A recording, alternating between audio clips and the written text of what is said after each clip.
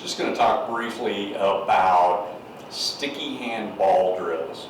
I'll go ahead and show the partner drills after this, but if you're by yourself at home, a real good way to do some drills that help you with every single one of Taika's ellipse kind of principles, and that is the windmills clockwise, windmills counterclockwise, pedal forward, pedal back, coming opposite, opposing windmills, coming from the center down and from the center up. All of these can be done without a training partner with a little bit of feedback from a ball, just a playground ball that costs, $3, $4 at Walmart or CVS, Walgreens, wherever. It's very much an old school Chinese drill that is typically done with these rather heavy wooden balls. Of course, it depends on which type of wood you use as to how heavy they are, but there's all of these various windmill drills that we do with the balls. Now, this one's very, very heavy and very expensive because of the type of the wood, and they sell them in various sizes. But the easiest thing to do, just to get a little bit of kinetic feedback, some tactile feeling to a windmill drill, is to just go get a playground ball. You can get them in various sizes. The larger ones like this are a little bit easier to use initially, but we've done some of our, here's our standard double block, right? We've done these drills in our Zoom classes where we're just focusing on one hand going clockwise, and I do my spider web footwork, and we've done that. There's several Zoom videos of me doing that motion in the past that are already up on our website. All right, so right now, if I do a double block and another double block, that's the standard kind of motion where you end up, it's almost, depending on the angle that you do it, that's kind of the pedaling motion, and we can come back. But what we're doing today is, if I do my right hand, I come outside, I'm center line, and I drop down. That's 1/2. I'm coming to the top center and dropping down, to the top center and dropping down. The other side is top center, dropping down, top center, dropping down. That is the basis for our opposing windmills. And when you start opening the hands, it turns into our opposing windmill drills that we do in Chizi, we do it in the Happo kata, we do it in our various spiderweb drills that we do. 2 hands to my left, 2 hands to my right. But what is happening is this hand is coming up to the center and dropping down. This hand's coming up to the center and dropping down. So that's, for me, my perspective, this is counterclockwise. This one's clockwise. And that's the drill I did in the chair. 2 hands left, 2 hands right. There's Chizikimbo motion.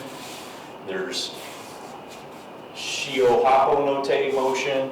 There's motion that all these Chinese drills were in some of Taika's Chinese kata and exercises that we did over the years.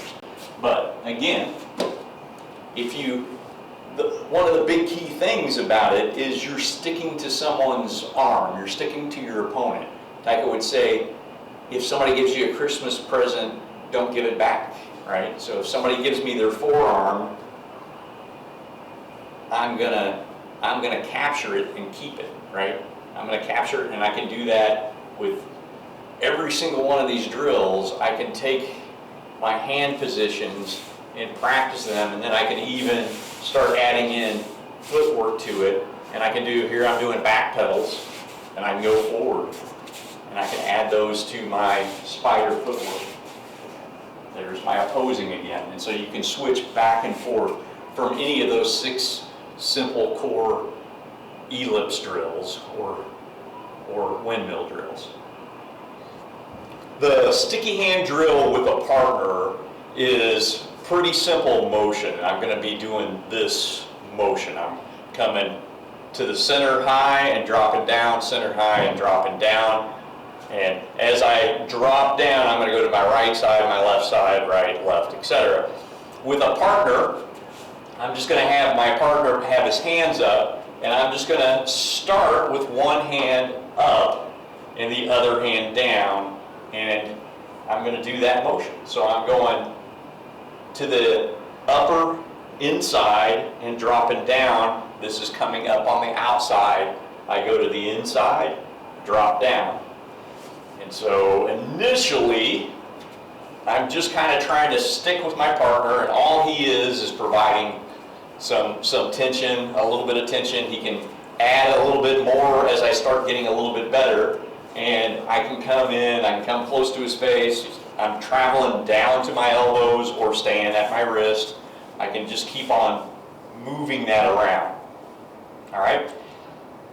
Eventually, you want to get to where, as you do this, on the 3rd count, 4th count, whatever, as you come down, you pop your hand, and that throws their hand away, which gives you the space to come up here.